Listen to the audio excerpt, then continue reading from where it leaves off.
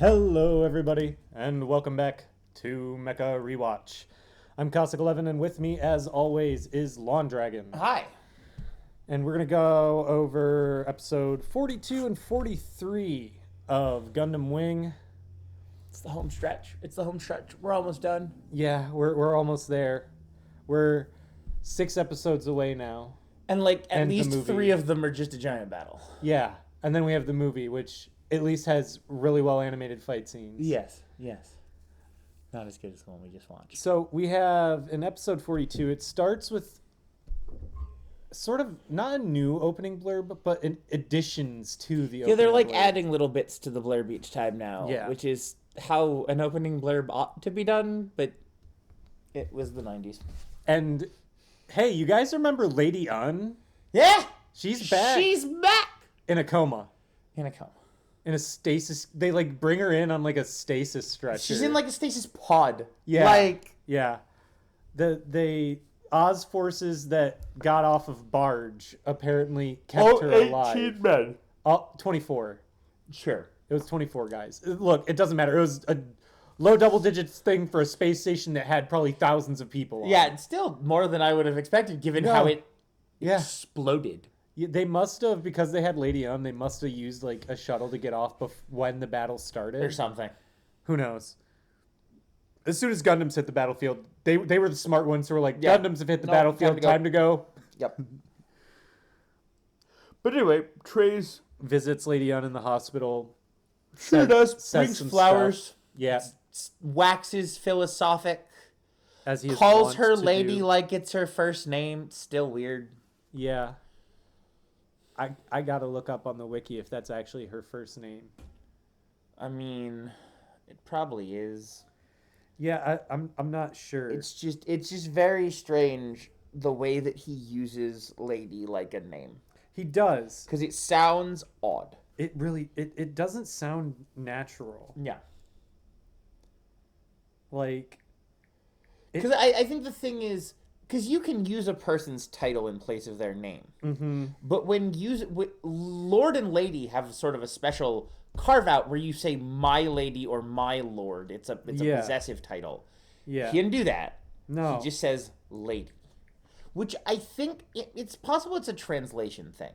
I It bet might be. whatever her title is in Japanese sounds fine when said by itself. Yeah. For those of you who want to look this up yourselves, it's, by the way, Lady unspelled U-N-E. Yeah. And let me see what we've got here. Doesn't say. It says her name is Lady Un. Yeah. Because, if she was called, I don't know, Countess Un, then calling her Countess would sound totally natural. Yeah. Well, lady, it just doesn't work. In English. No. Which is the kind of thing that a good translator would, change. Right. Right? They would just make her title, Countess, so that it works every time it comes up in dialogue. No, it's a dub from the 90s. It's not happening. I think Lady is just her first name. Well, that's even weirder. That's even weirder. Because it doesn't mention her having any noble titles whatsoever. She's just Trey's adjutant. That's dramatically stranger, to be honest. It is, yes. It very much is. Yeah. Especially because it's not like these people don't use first and last names. They all have them. Right.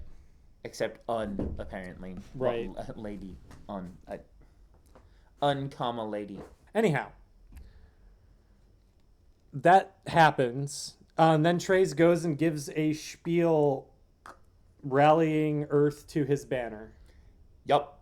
He does that. It's a classic Trey speech. Yeah. Honestly, you've heard him once, you've heard him 1,000 times. right. It literally is just your standard warmongering, fear-mongering. It Spaces are is. enemies, so we have to fight them. Yeah, it is very much like the classic... He holds his fist to his heart in a salute at the end. And it's very the motion he goes through to do it. You at first think he's gonna give You think he's gonna go for the full Sig Heil. It looks like it. Like yeah, because he like extends his arm like elbow out to like 90 degrees with his body. Yeah.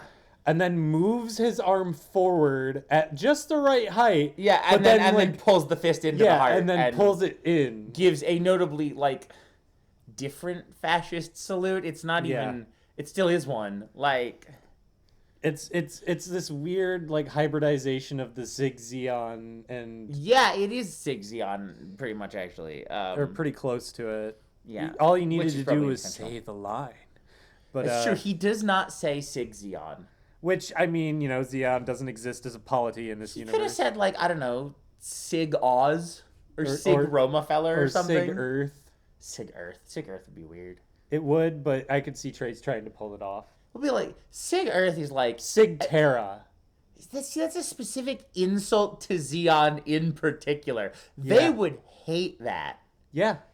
Like, someone not just stealing their thing, but also then, like, reappropriating it for... That's cultural appropriation. I mean, never mind that they stole it from... Well, yeah, but... I mean, don't get me wrong... Steal lots of things from Nazis. That isn't one of the things you should steal, though. No. Steal their gold. Sig Xeon is actually a little closer to like what the Italians did in that time period than Germans actually. But anyway. It doesn't really matter. Well, the actual phrase is more what I was. Yeah, the phrase is very. Anyhow, yeah, he basically says the colonies are our enemies. They are going to try and annihilate Earth, which, you know... Which they are. Which is apparently Zex's plan. Yeah, Zex also gives a speech in this episode. Yes, it's at the end of this episode. It bookends it, actually. Yeah, this episode is 2 speeches and a minor space battle. And when I say minor space battle, it's Wing Zero beating up on people who are nowhere near its equal. Yeah. Trey's rallies Earth. Then Relina is still on her way to Libra. She is gonna be on her way to Libra for ages. Yeah. Like, we keep cutting back to her still on this shuttle. And it's like, you know, there are lives at stake, Relina. Maybe have them go a little faster. Yeah, maybe you should have grabbed a faster shuttle when you left Earth. And we know that faster shuttles exist because the shuttle that left after hers arrives before hers. Yeah. And we cut to Oz forces retreating from White Fang forces. Yeah. And Wu Fei appears. Oh, look, it's Wu Fei. No one cares. No one likes him. Wu Fei. Wu Fei. And then Wu Fei gets the shit kicked out of him. He sure does. He loses.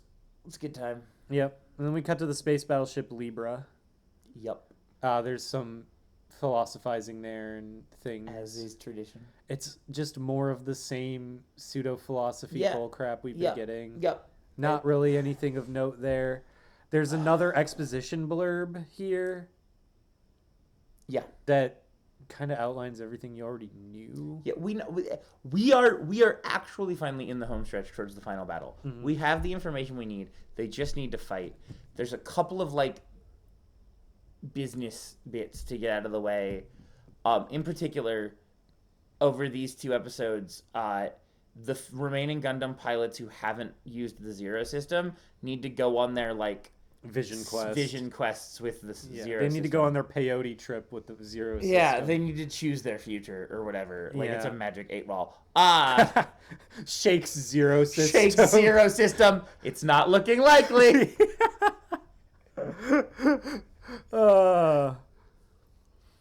So, Hito and Sally Poe pick up Wu Fei. Yeah, and they do.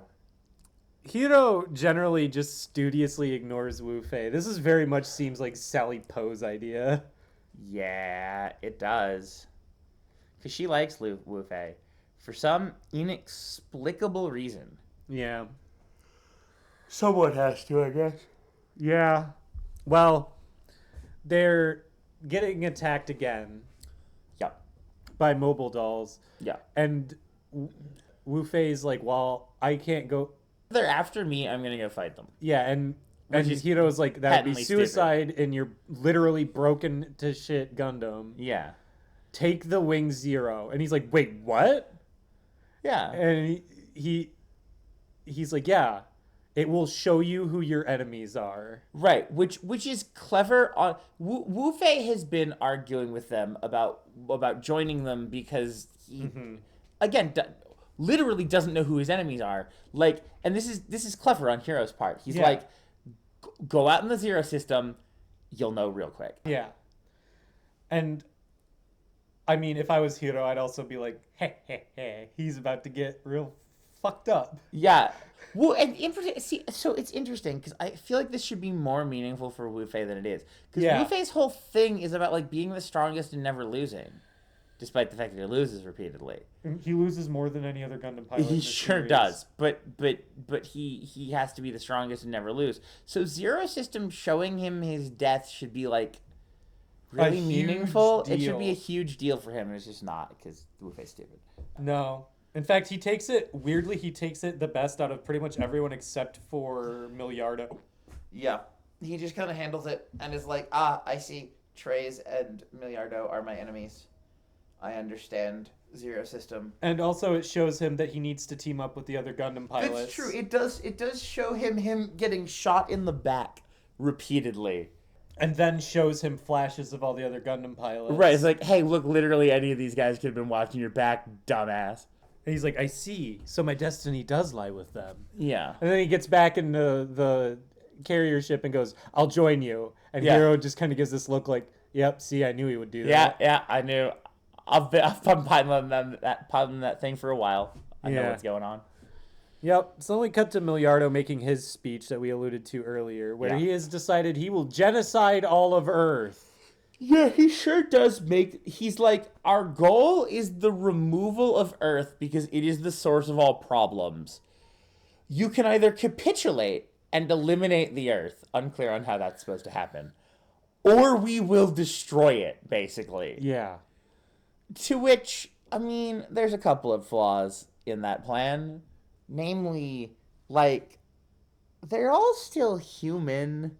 It's not like there's been some sort of speciation. Well, and as we will recall, which the show never does, the Alliance space station that is controlling all the resource distribution Yeah. to space, and that if that thing is gone, which is their only real link with Earth, then they're all screwed. So that means that if Earth goes away, Yeah. the colonies are all screwed. Also, like, loads of them live on the moon, which will be Yeah. in a lot of trouble without Earth. yeah, like the moon kind of needs that. You don't grow a lot of beans on the moon. And also, like, people keep their stuff there. Yeah. Even Miliardo was born on Earth. He's not...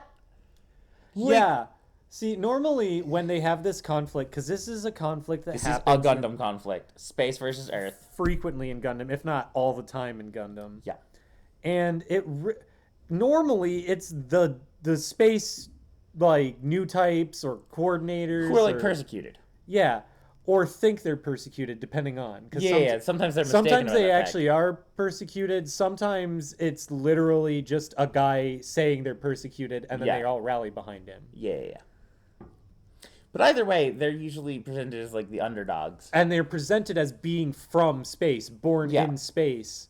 Or at And- least as a product of... Like, being Yeah. a new type is specifically a product of space, right? Yeah, Like, and a lot of the analogs to that. yeah. And so when you have someone who is literally born on Earth, did his whole vengeance run on Earth, and is now suddenly co-opted as the leader of space. Yeah. And whose explicit goal is not, like, space victory or something. It's the annihilation of Earth. It's just like... No, we will find out that this is not really his goal. No. In fact, I think a lot of this is him overdoing it. He's trying to present a scenario that cannot possibly end in, like, any kind of diplomatic solution, right? Yeah. This will end in us all killing each other. It has to. Like, we have stated that our goal is your annihilation. There can be no lesser outcome. Right. We are putting literally every life on Earth on Yeah. the table. We've pushed all of the chips in Yeah. It has a lot and of forcing you to call or die. it has a lot of analogs to like the end of World War II, where they wanted unconditional surrender because they were so traumatized by what happened after World War One. Right? Like, no, we don't want to end in a treaty. We don't want to go back to status quo. We want one person to lose, or one side to lose so decisively that it's Yeah. over. Right? We do not want this conflict re-emerging. Yeah. And I can see how Miliardo would feel that way. And notably, it'll become evident later, but I'll bring it up now because it's relevant. Trey's knows this. Yes. And is the reason he's rallying all the forces to Earth. It's because he's also in for this. Yeah. Like Trey's also wishes to lead the climactic battle of all time. Yeah, even if it like he doesn't necessarily care about destroying all the weapons. He doesn't even or care anything about like winning. that. Like Yeah. He just wants to be in the biggest battle he that wants to humankind has be ever fought. the guy who led the Battle of Armageddon. Yeah. Right? Like that's it. That's what he wants. He doesn't even care if he dies in the Battle of Armageddon. No, he just wants forever the name Trey's Kushranada to be the guy who led one side in the battle of all battles. Yeah. Right? Which, There are I can understand that that's an motivation. understandable motivation. Right, this is the quote from Patton where he's like, all I've ever wanted is to lead men in a desperate battle. Like, Yeah. Which isn't comforting to your men, but he didn't say it to his men. He was stupid, man. He wasn't quite that stupid. yeah. No, he never said that in front of his men. No. All those men pretty much figured that out real quick a lot He of also the time. thought he was Hannibal Barca reborn. He was a insane man. Look, I think both of us have pretty dim views of Patton. George S. Patton, yeah. Yeah. Yeah, not my favorite guy of all time. No. And then Dorothy joins the White Fang in the weirdest way possible. She literally shows up in a gold-plated shuttle. Yep, sure does. And he's like, hey, and Miliardo's like, shoot that shuttle down. Yeah, I do love that he's like she goes, "Hey, you remember me? We used to like play together when we were kids." Yeah. Me, Trace, and you. Yeah. And he's like, "Shoot her down now." Shoot her down before she gets on the ship. And then she starts talking, and they don't shoot. Yeah, she starts, they're like, I don't know, arm their weapons or whatever. That's fair. Yeah. Cycle the loaders. But, yeah, she starts saying, I don't even remember what it is she says, but it's something to the effect of, like, I want what you want. I want a big-ass war. I want a big-ass war. Big-ass wars are cool. And then Miliardo's like, all right, escort her in. Yeah. Which leads us to episode 43. This is pretty compact. We're going pretty quick. Yeah. Because there's just not a lot to talk about here. Yeah. Because we've been over this. Everything everyone says in these speeches, we've been over. Right? We skipped Miliardo's speech there. Because it's nothing. It's just, I want to kill everybody. We literally told you what his speech was. Yeah. In one sentence. Yeah. That summarized his entire But speech. it takes a third of the episode. Yeah. It really does. Anyhow, episode 43 doesn't have an opening blurb. No, it does not. It just has a bunch of recap. Yep. And then we have Hito and Wu Fei linking up with the Peace Million.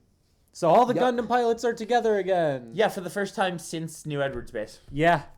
Which was like close to 30 episodes ago. Yeah, it sure was.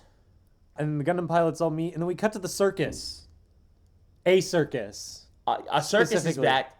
A circus is back. This episode actually gets a little complicated. It's weird. It is odd. So notably, there's a shot before we cut directly to the circus where it shows a bunch of Oz Tauruses flying towards this colony. Yes. And then it cuts down to the circus, which is apparently on that colony. And then the animals are angry because Tro's not around.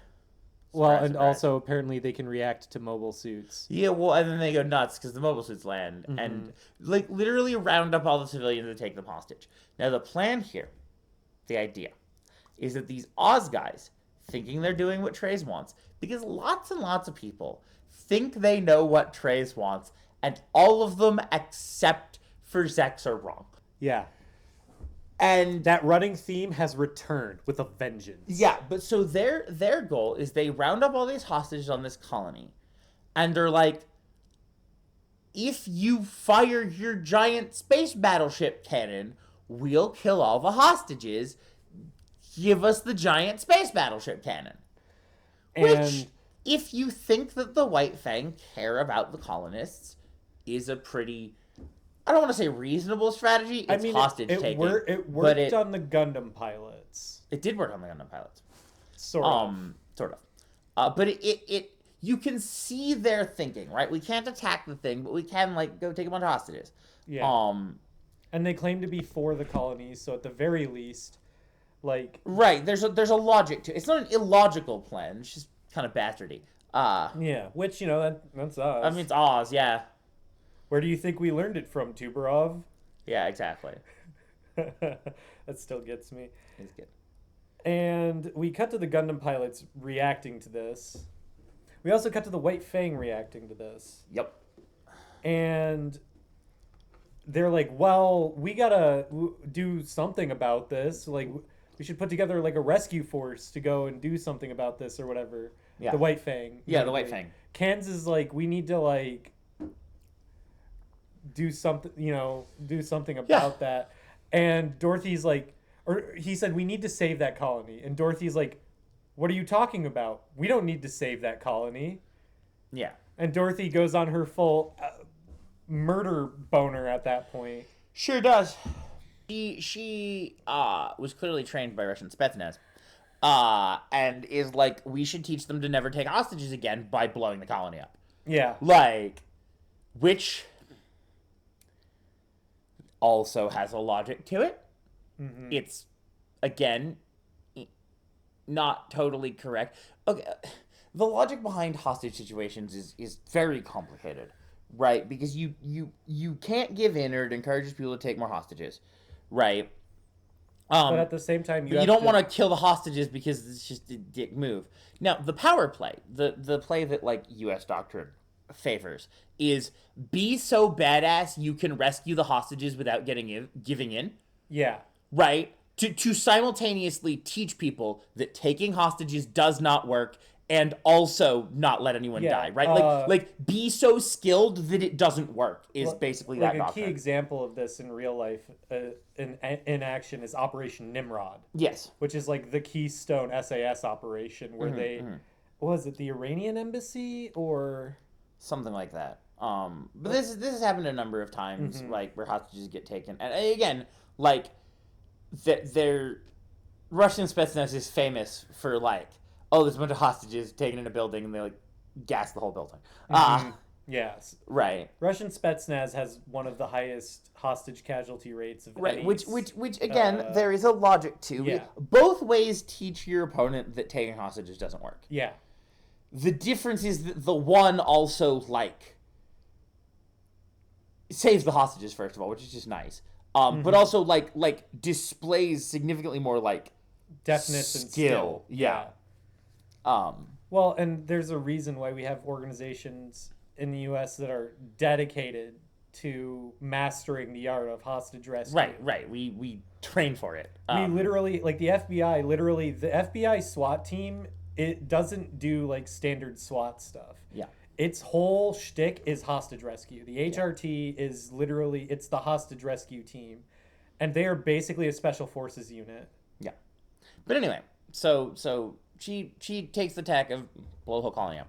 To which Miliardo seems on board with. He's like... Also, they have like a villain reveal scene here. Yes, they do. Where like they're cloaked in shadow, and then like one singular beam clicks on above them. We're glossing over how many like cool shots are in these episodes because as we found out, so the whole thing with the like animation change and sort of the general tonal change and stuff, found out that supposedly like the director changed after episode 40. They Yeah. just like lost their director in episode 40 and got a new one who is just different. I would argue better. And seems to, because again, they had production issues galore going through this, which makes a lot more sense with a lot of what we saw in Yeah. the series. And I think it's likely that the new director hammered a lot of those out. Yes. We couldn't find out what those production issues were. No. There's a lot of There's not a theories. lot of documentation about like what actually happened. It's just production issues. Yeah. So they're moving the Libra to aim the wave motion gun at, or I guess the Death Star laser would be more apt. It's more of a Death Star laser. Yeah, aim that at the colony. Well, specifically, it's this whole thing where we're gonna make this maneuver where we change course and we're gonna fire as we change course, which I guess matters for some reason. I don't know. I don't know either. They make a big deal out of it. Whatever. Yeah. Because we go back to the Gundam pilots and it's like, oh, they're changing course, and Hero immediately is like, they're also firing. I can tell. Like, Yeah. He knows. He knows. He knows what's up. He's seen it in the future. That's true. He has seen it in the future. In the Magic 8 Ball. The Magic 8 Ball system. Yeah, that is a thing in the show. And they decide, the Gundam pilots decide, well, actually, notably, what actually happens, they don't really decide anything. What happens is... Troy sees a picture of the hostages and Catherine's in there. Yes, I was getting to that, but yes. Yeah.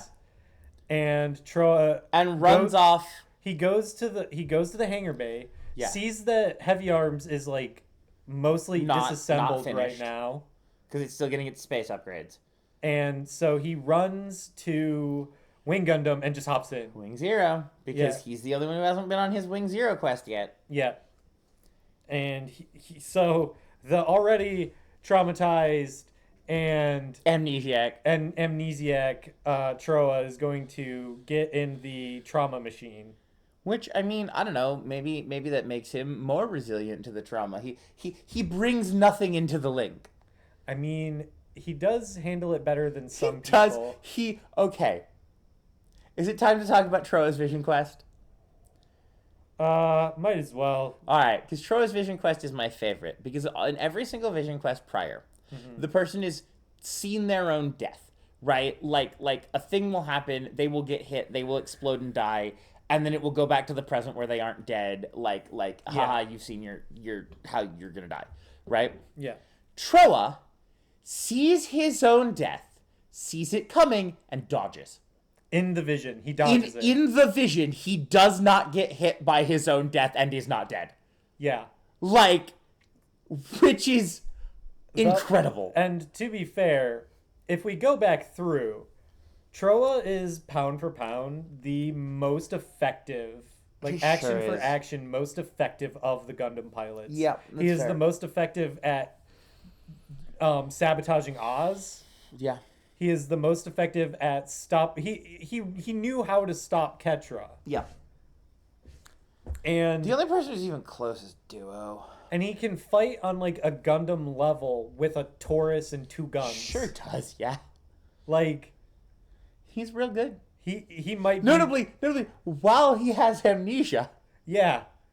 It honestly, I think that the reason that his mech is the one with the pre-programmed kill limit is just because it's the only way to nerf his abilities he would be properly. overpowered otherwise. Yeah.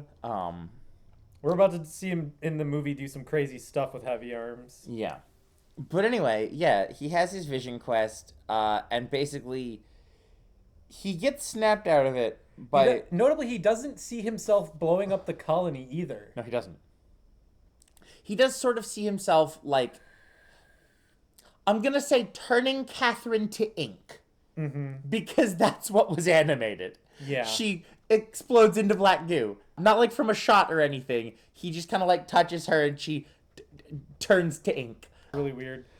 But he's just also the most esoteric of the visions. Yeah. But anyway, a That comes from the combination amnesia. of thinking about Catherine and Ketra yelling at him causes him to snap out of the Zero System murder craze and also regain his memories. Yeah. So that's convenient. Yeah. Oh, and also Duo uses his cloaking system to go save all the hostages. Like, by the way, in the background. Well, and notably, what they've done is they put together a plan on the fly of save all the hostages, and then the White Fang has no reason to shoot at Right. the colony. Right, is the idea. And then Relina shows up right as they've got their cannon aimed where they want it. Yeah. And, like, positions her shuttle between the cannon And its target. Just sort of in front of the cannon, really. Yeah. At these kinds of distances, between it and its target is esoteric. She puts herself in front of the cannon. Yeah. And says, bro, what the fuck? Literally, brother, are you... Brother, willst thou kill me? To which Miliardo is like, yeah, I have fire the cannon. Yeah, I have no siblings. Fire the cannon. Yeah. He doesn't say that. He just says fire the cannon. And then they do. Well, and notably, the Gundam pilots are like, one of the Gundam pilots notices that the Libra's cannon is charging up, or the Peace Million sends them a message. Yeah. They're charging up the cannon. Well, didn't anyone tell them that we already rescued the hostages? They don't need to fire. And then Hiro goes, their target was never the colony. We said like after they fire. Yeah, he says that. Because they fire, and it misses the colony. And they're like, oh my god, they missed. Maybe it was a warning shot, and Hiro and Wu Fei both understand immediately. Yeah. They're like, the target was never the colony. Yeah. What? And then the shot hits Earth. It hits Earth, and this is this series' colony drop. Yeah. Except it hits like... It's like a small island. It hits like the Bikini Atoll. Yeah, or Hawaii maybe. There might be... we might find out... We don't find out this episode what the death toll is. It's possible next episode they're going to tell us how many people died. Maybe that was just a very poor drawing of Australia. Maybe. But yeah, I mean, big explosion, mostly water as far as anyone can see. But like there was a tiny island in the middle of it that got vaporized. Yeah, the point is that they shot the Earth. It doesn't really matter where they shot or who they killed. It matters that they shot the Earth, they displayed a willingness to shot the Earth, and crucially, they even say, like, it was a challenge to trace. Yeah. That's what it is. It's a throwing down of the gauntlet. Yeah. I have a gun that can destroy the planet. You have an army that can stop me. Let's find out who's better. Yeah. It is time for Ragnarok. Let's throw down. Let us finish this once and for all. Yeah. To which I say, could we not have done that 30 to 35 episodes earlier? Yeah. Yeah. Which I say to that, could we not have done this sooner? Yeah. But here we are. Here we are. And we still got 6 episodes to go. So we'll be tackling episodes 44 and 45. Yeah. Well, then we went and watched a Gundam series with a better space laser. We watched a Gundam movie with a better space laser. We in between watching these 2 episodes and recording, we got pizza and watched Gundam Seed Freedom, which we didn't love until the final battle, which is absolutely effing awesome. A fucking fight. And it made me realize, the reason I bring it up in this podcast is it made me realize a lot of the things that are missing from Gundam Wing. Yeah. Because there's just little Gundam-y elements that Wing doesn't do. Yeah. That are sad. Like, nobody ever launches. Yeah, they don't have catapult decks. They don't have catapult decks. Space carriers. And even when their space carriers, like, release stuff or whatever, it's never the whole, like, name in Gundam launch, right? Yeah. Like, it's, Yeah. It's just little things. Little things like that. The space battles in general are just less interesting. Well, they don't have, like, other than Libra and Peace Million. They don't have any spaceships that fight. Yeah. Like, ever. Yeah. Which is just a shame. It is a shame because, again, oh my god, so cool. I never thought 30 minutes at the end of the last 30 minutes of a movie could redeem an entire series. Yeah, it is like, neither of us likes Gundam Seed, but the last 30 minutes of this movie made everything else worth it. And that's as far as we're going to go into it, because we're definitely going to do that at some point. Yes. It is definitely worth doing. And until next time, where did I put that? There we go. Until next time, peace. See ya.